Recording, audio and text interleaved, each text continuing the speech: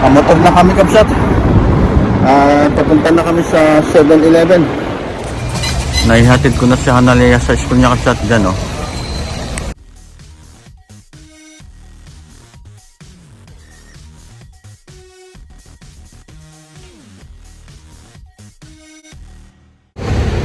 Magandang umaga mga Kabsat. At ayan si Hanalea. Hi. Bali maaga kaming pupunta sa school niya. Bali maaga ko siyang ihahatid sa school kasi kakain muna kami ng breakfast sa 7-Eleven. Nakamotor na kami, Kabsat. Papunta na kami sa 7-Eleven.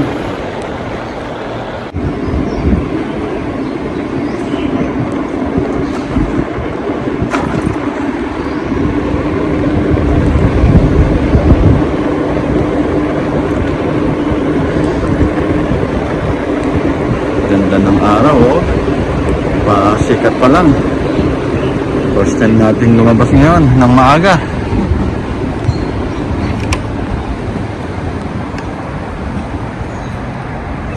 Nandito na kami sa 7-Eleven, Kabsat, at si Hanalea ay nandun. Namimili ng kakainin niya para sa breakfast. At ayan ang view sa labas, Kabsat. May lock-in coffee doon sa kaliwa. Tapos ayan yung electric motor ko. Ayan. Yung may blue na bag. Tapos pinalitan ko na yung box sa likod. Top box na. Okay, so I got like 3 tea eggs, a corn, and this sweet, like there's cream inside, and it's like a pie and chocolate. Yeah. Ito naman sa akin, Kabsat. Para sang tinapay lang siya na may brown sugar. Masarap to.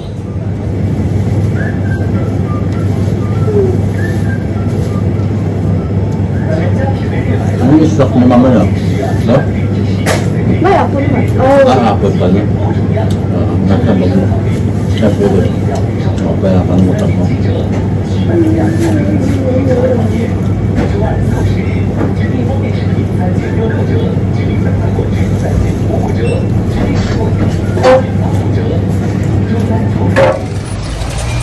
Naihatid ko na si Hanalea sa school niya, Kabsat, dyan, oh.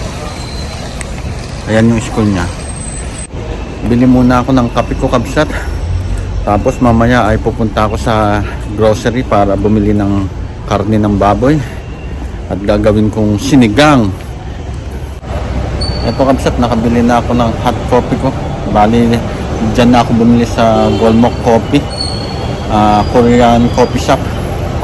Bali doon, no, sa may mga tao doon na nagkakape. Ayan, may coffee shop din sa bandang kaliwa nila. Yun, yung kulay puti na shop na yun. Maganda na talaga ang panahon, Kabsat. Hindi na mapigilan ng lamig kaya magkape tayo. Masarap magkape pag ganito ang weather. Nandito na ako sa groceryhan, Kabsat, pagkatapos ko magkape. Bili ko ng baboy. Ano kaya masarap? Ang nahati-hati na pork belly or buto-buto. Bali, ito yung pinamili ko, Kabsat. Buto-buto ng baboy saka salmon. Dahil dadating yung panganay kong anak mamaya. Tapos radish saka Chinese pechay. Yung ibang sahog, Kabsat, ay meron pa naman kami sa bahay.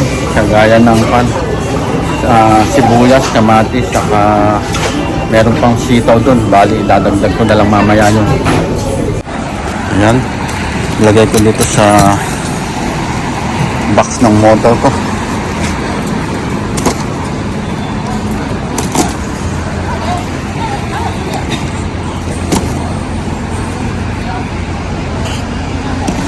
Ayan. Kasya.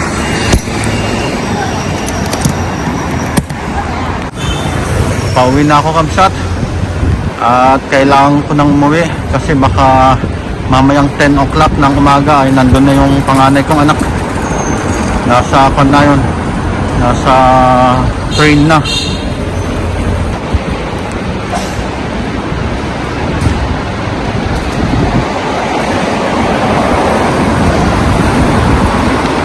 Grabe, medyo malamig na talaga.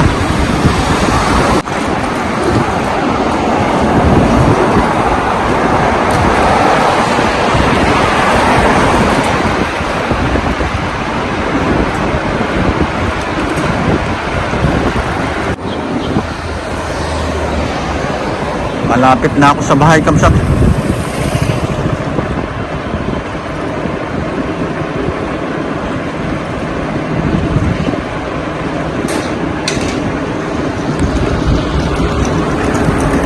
Nandito na ako sa bahay, Kamsat. At Pasko na sa aming bahay, Kamsat, kasi kahapon nag-Christmas decor na kami nila Mrs. at nung bunso naming anak. At eto, ipakita ko sa inyo. Eto, Kamsat, bali sa pagpasok mo sa pintuan, eto yung nilagay namin. Ang ganda. Tapos dito sa mga pintuan, Kamsat, yan, nilagyan namin ng ganyan, oh. Ang ganda nito. Ang ganito. At pati dito, nilagyan namin. May Christmas light yan. Buksan ko nga. Ayan. Para maganda paggabi, ayan, oh. Oh. Tapos dun sa mga pintuan nila Hana Leia at yung panganay kong anak, ganyan yung nilagay ni Hana Leia. Ganyan dekorasyon. Tapos ito yung sa panganay naming anak, yan. Siya din ang naglagay niyan. At dito sa sala, Kamsat, medyo madumi pa, hindi pa namin naayos. At magbabakyum pa ako. Tapos ilalagay ko pa yung ibang decor sa tabi ng Christmas tree. At ito ang aming bagong Christmas tree, Kamsat. Yan ang dekorasyon. Ganda. Dati last year ay totoong pine tree ang aming Christmas tree. Ngayon naman yan. Ganda, oh. Mag-vacuum muna ako, Kamsat, para malinis tong salas namin.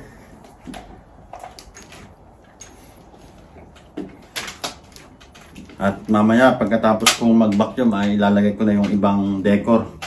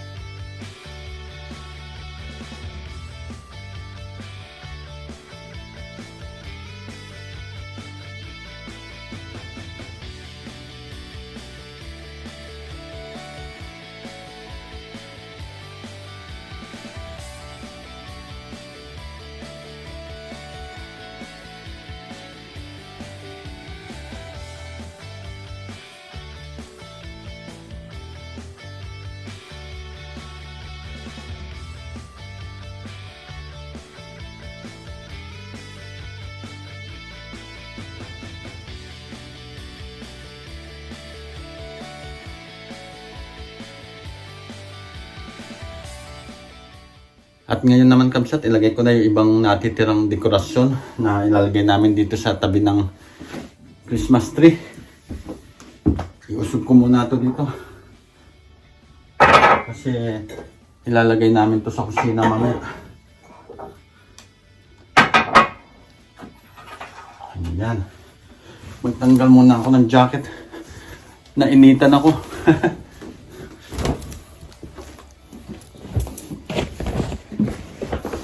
Ayan, Kamsat. Bali, ito. Ito pa yung mga natitirang decor namin, Kamsat.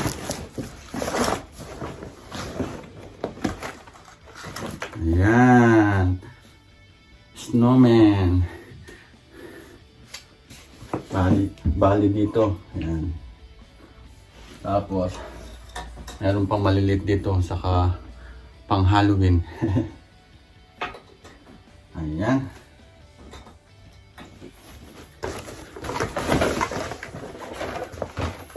Tapos may Christmas light pa dito. Dapat ito ilalagay ko dito sa loob nitong Christmas tree. Nakalimutan. Pero tingnan ko mamaya kung maganda siyang ilagay dito sa labas.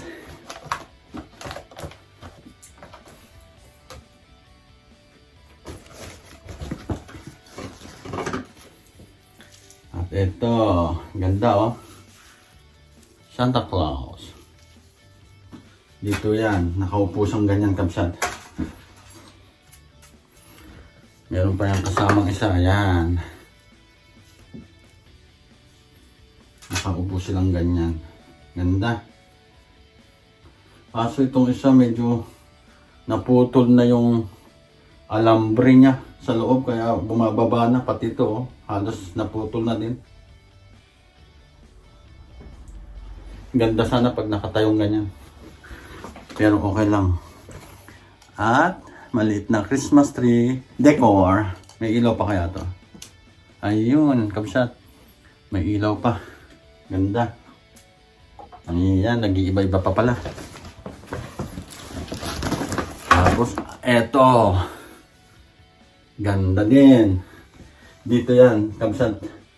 Sa tabi nitong Christmas tree. Kagaya ng sinabi ko kanina, yan. Ang cute. Yan, dito yan. Ganyan. Siguro. Tapos yan na naman, no? Snowman. Saan kaya to? Dito na lang to. Ayan. Tapos ito, wala naman yata ito. Winnie the Pooh pala to. Dito na lang to sa likod niya. Ayan. Okay na. Mga Barbie na to ng mga anak ko. Yan.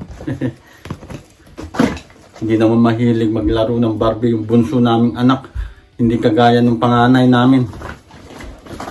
Yan pa, may mga aparador pa. At meron pa palang isang Christmas light dito. Okay, kapsat. Okay na. Ganda na siya. Maganda ng tignan.